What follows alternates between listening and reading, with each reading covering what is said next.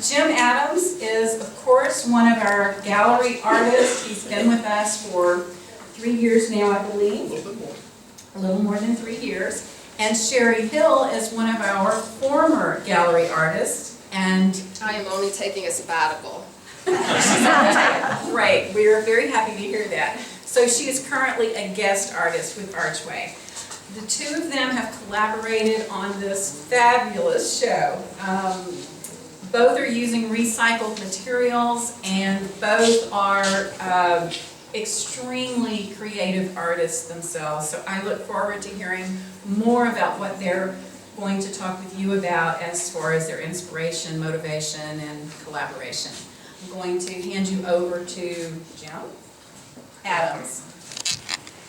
Thanks to all of you for coming tonight. It's lousy weather, and I'm so heartened and so happy that you came to share this with us. So thanks very much. And before I go too much further, a little later, in fact, just after our artist talk, we're going to have an individual who will be honored, and I'm looking around on someone. And you know, I think it's going to be Mark Wilkie. So we have a special honor here for Mark. And having said that, we'll get around to that later. This show has been in the works pretty close to a year.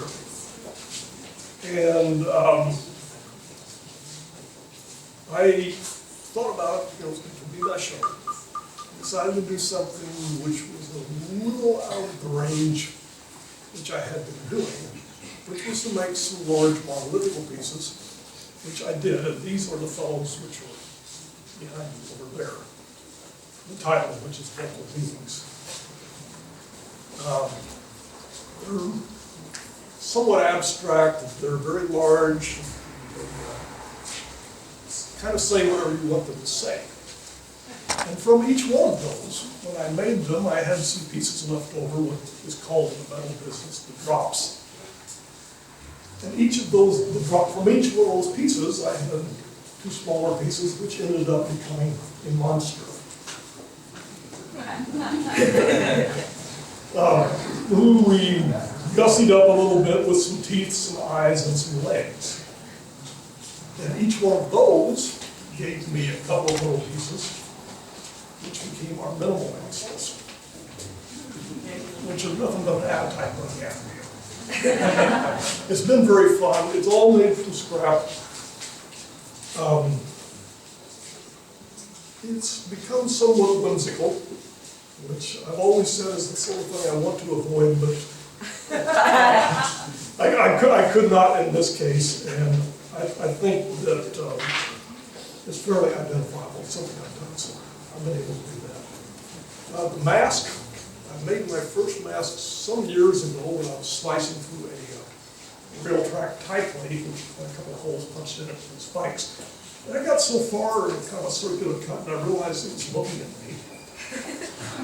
So, something else was added to my manifestations of badness, and we made a whole bunch of masks, and then Sherry came in with her complimenting mask, and her work being lovely and detailed and colorful and delicate. None of those qualities apply to me. One wonderful addition to the show, and I'm so honored to have her here. Sherry is a very well-known artist and a terrific architect.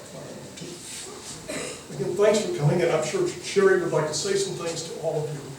So I'll pass this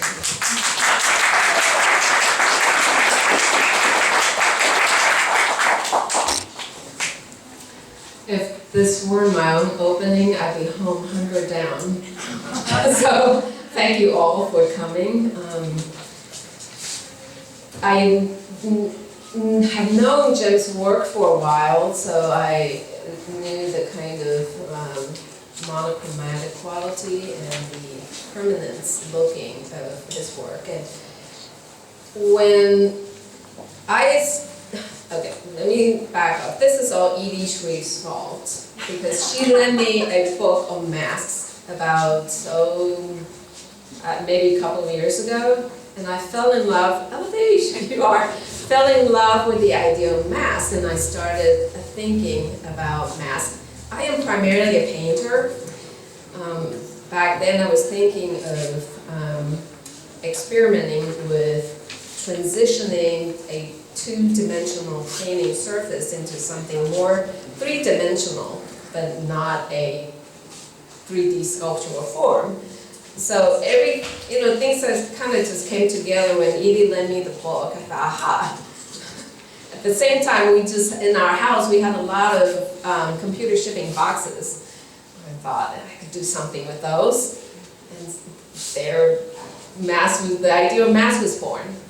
When Jim scheduled his show, I was kind of looking and studying into the history of masks and realized that masks are very historically and cross-culturally prevalent in our human existence. Historically, they can go from very sacred to the very profane, whimsical to something very serious. And so, knowing Jim's work, I thought, hey, our work together would show such a great contrast, but share some of that timelessness. So the idea of showing our show in tandem was born. These masks are, like I said, made out of computer shipping boxes. I wanted these masks to represent our modern era, and what better to represent our current era than computer. So I used the computer boxes to make the base, and then I layer paint, drawings, and color papers on top of that to make the masks. Each individual mask is not planned way ahead of time. I think Christy mentioned that I am an architect by day.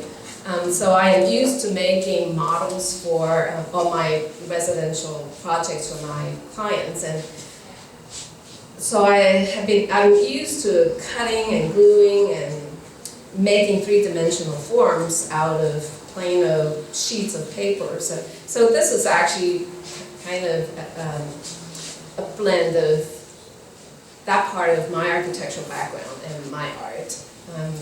They are just fun.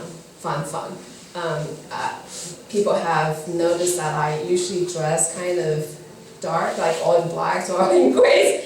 And so these masks are, I guess maybe they're projections of my other self. I meant for the colors to explode. I thank you so much for coming. I hope you are enjoying the show and the company. And thank you so much.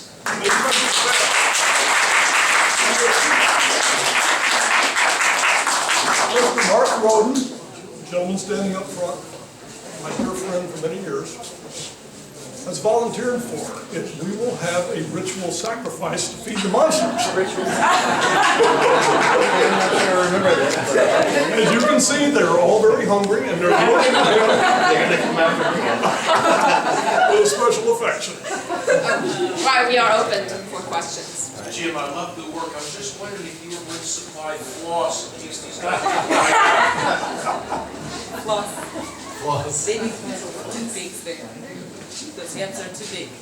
But thanks to all of you for being here, and please enjoy everything, what's up front, and work by member artists in the back, and all the goodies, hospitality table.